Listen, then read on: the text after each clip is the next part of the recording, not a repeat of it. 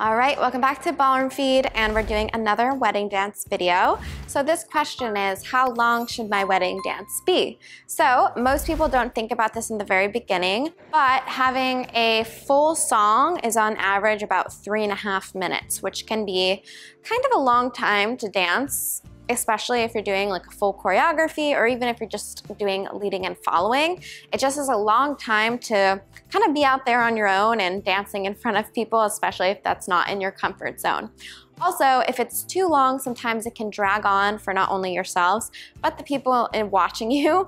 So I'm sure you've been in that situation where you've watched a dance and you're like, wow, it's a little bit long, so you'd never want to be that person, okay? So what I always recommend is anywhere from 2 to 3 minutes. I think the sweet spot is 2 to 2.5 minutes. That's like what I recommend for, I'd say like 95% of my students.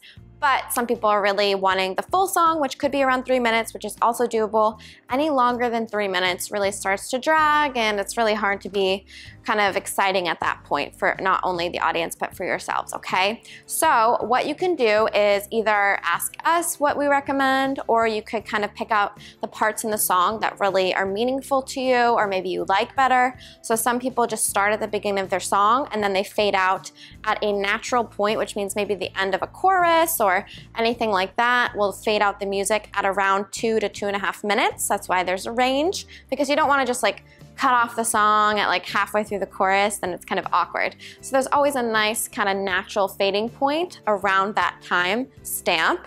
So that's probably the most common way to do that. All right, another easy way to transition into a shorter dance but use the full song is if you have a DJ or someone announcing, you can have them announce when your dance is over, like congrats to the bride and groom.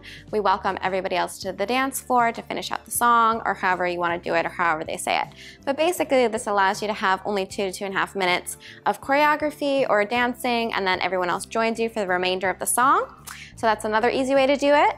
And another option for you is if you kind of use the later half of the song if that's more exciting or more connected to you. So an easy way to do that is start at the second verse and then kind of finish out through the whole song, or you could even fade it out at the end if it's a super long song.